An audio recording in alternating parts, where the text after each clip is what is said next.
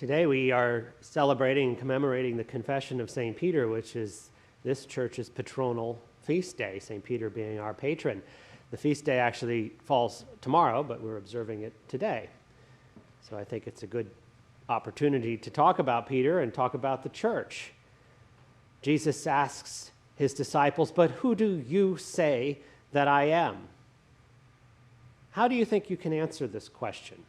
Is this a question that is answered by appeal to philosophy? Is this a question that is answered by appeal to tradition, to reason? Is it a question that is answered by appeal to empirical evidence or observation or experience? Is it a question that's answered by anything that goes on up here? I don't think that's right. I don't think the answer to that question is yes. I think the answer to that question is that it only can be answered by revelation, by appeal to revelation, by a direct message from God, which seems to be what Jesus says too. "Blessed are you, Simon, son of Jonah," when Peter gets the answer right. "For flesh and blood have not revealed this to you, but my Father in heaven." Now, why is it that the question of who Jesus is can only be definitively answered by divine revelation with divine authority? One reason I can think of is that because really only God can speak about who God is. Ignorance of God is the effect of original sin, where once man walked together with God in the garden, revelation is the only channel left that God has to communicate with us. In the Gospels, we see that God and men are again walking together. And this is truly good news, hence the name gospel, evangelion, good news. But Jesus, when he walks with his disciples, is in human form. Philippians tells us he has emptied himself of his divinity. So not even the disciples, by appeal to their senses or their reason, could have known who Jesus was. He was God incarnate, but veiled in flesh. And so that's what makes Peter's answer so remarkable. Peter's confession comes directly from God. Peter gained certain specific knowledge about the identity of Jesus. He gained this knowledge in the same way that all the prophets gained it. John the Baptist, the prophets of the Old Testament, he gained it by divine inspiration. God the Father revealed this knowledge of his Son Jesus to Peter, and Peter responded the way every believer has since. "You are the Messiah, the Son of the living God." Now, the moment that each one of you can say this with conviction was the moment you became a believing Christian. Peter only had the special privilege of being the first to say it. He had the privilege of being the first to speak his faith. And when he spoke those words, the New Testament church sprang to life. Now, this didn't confer any special privileges on Peter or his successors. The rock on which the church is built is the rock of revelation. Knowledge of who Jesus is can only be gained by revelation. And it is the preaching and teaching of this revealed truth about who Jesus is that allows the church to continue to grow. Now, we use the word church like we know what it means. So let's make sure we're talking about the same church that Jesus is. Let's look at the marks of the church. You say them every week in the creed. You say that the church is one. You say that it is holy. You say that it is Catholic. You say that it is apostolic. And you also say that you believe in the life of the world to come. So the church somehow participates in eternity. So let's look at those marks. The church is one. It is one body of believers. Is it an organization? Is it a building? We use those words to describe the church, but really the church is the one body of believers, the group of people who can say, along with Peter, that Jesus is Messiah, the Son of the living God. Now, the only difference between you and Peter is that flesh and blood can now reveal this to you as I stand here before you in the flesh and in the blood. St. Paul writes, "So faith comes from hearing, and hearing comes through the word of Christ." And this is why preaching the preaching ministry of the church is so important, and this is the reason why the preaching ministry of the church is so powerful. If the church was founded on this revelation to Peter, then the preaching of that revelation is what will continue to grow and nourish the church. The church is holy. The church is holy by imitation. As the prayer book puts it in the post-communion prayer, the church is the blessed company of all faithful people. Now, how do those faithful people, how do you become blessed? It's not through any magic or superstition. It's not through any rite or ritual that you undertake. These things are outward. They don't make you holy inward. The blessing comes to you, your holiness comes to you when you imitate Christ. The practice of imitating Christ is the practice of imitating the Holy One, holiness. Does that mean you need to do everything that Jesus did? No, but it means that you should strive to imitate his example in everything that you do. Jesus was a man who counted everyone his neighbor. Love your neighbor as yourself. Sounds easy when you actually relate to your neighbor by flesh and blood or tribe or religion. Jesus doesn't give us that out.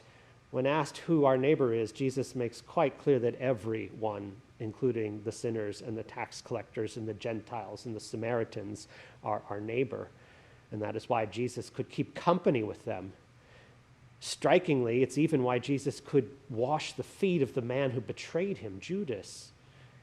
It's also why when he was arrested and Peter wanted to start an insurrection and wanted to fight back, Jesus said, "Put down your sword." So that is the spirit of holiness that you are asked to imitate. The church also must count everyone her neighbor. The church must welcome the rich and the poor. The church must care for those who betray her. And the church must never advance her cause by force.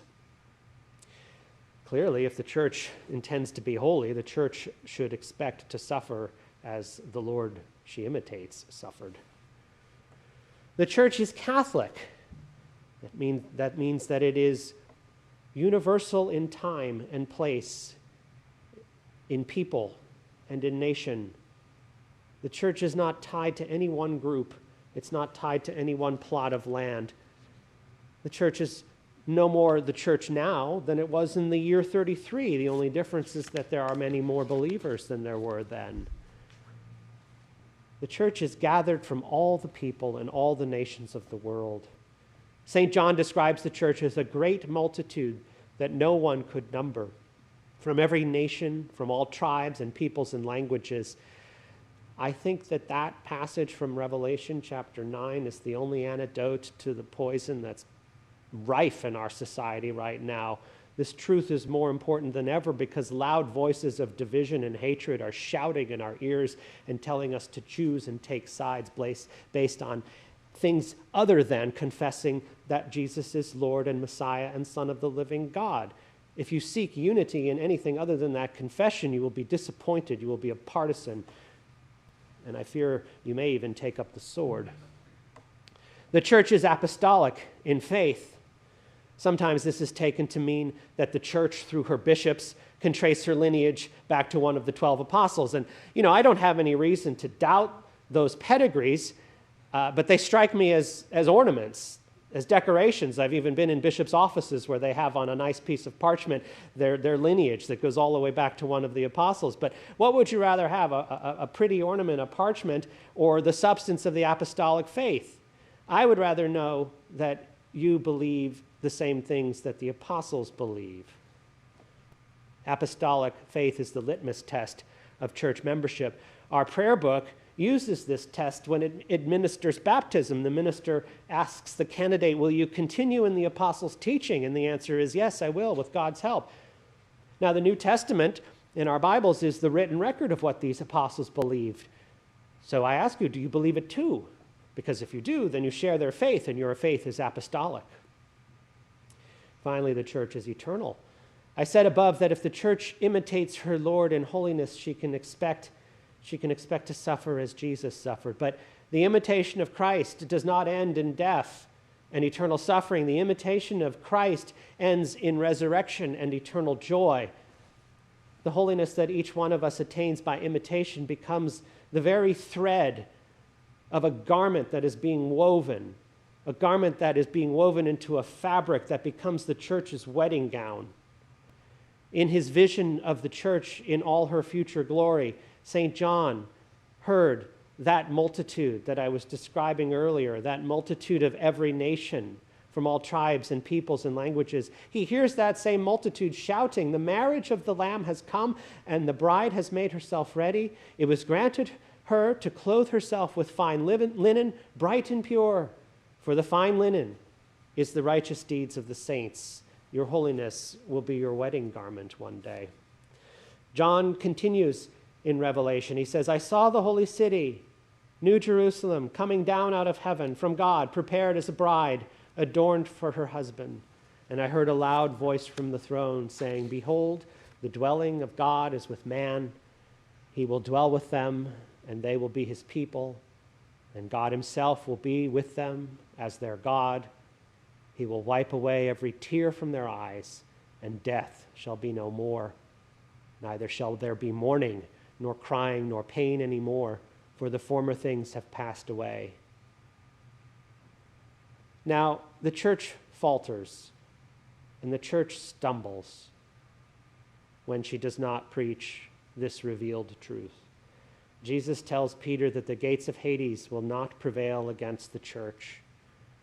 These words tell me that the church should expect opposition, and indeed, just after Jesus speaks them, he begins to talk to his disciples about his coming death at the hands of his enemies.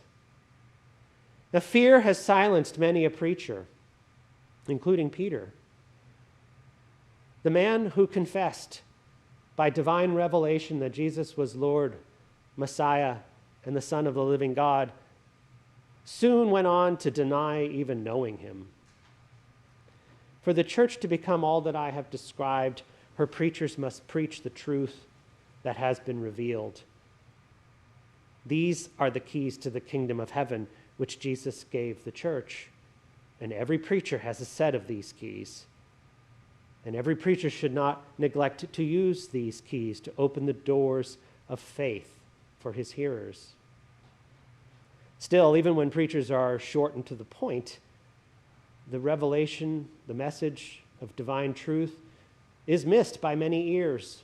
Many people who hear these words seem to miss the point, and I think this is because we no longer walk in the garden with God, and yet the dwelling of God is not yet with us. We're betwixt and between the garden and the holy city, and revelation still is the only means by which God can communicate his truth to us. And the reason some of us don't hear that revelation is that our hearts are hardened. The hardness of the human heart can block God's revelation. This is one of the reasons I think Jesus had to suffer and die. I don't think he was above playing on our sympathies. I don't think Jesus was above playing on our human sympathy to break open our hardened hearts, to get us to take notice. He sacrificed himself out of love. St. Paul writes, one will scarcely die for a righteous person, though perhaps for a good person one would dare even to die. But God shows his love for us in that while we were still sinners, Christ died for us. I ask you to notice this man on the cross. I ask you to see him. He is worth at least a passing glance as he hangs there for your sake. He's worth more than a passing glance. He merits your consideration. He's worth more than your consideration. He merits your trust. And even more than your trust, he merits your faith. The cross is what moved the Roman centurion to make his own confession, which sounded a lot like Peter's. Truly, this man was the Son of God, the centurion says. And the cross moves me to make my own confession. Jesus is the Messiah, the Son of the living God. If you are moved by the same, I urge you to join Peter and make this your confession too.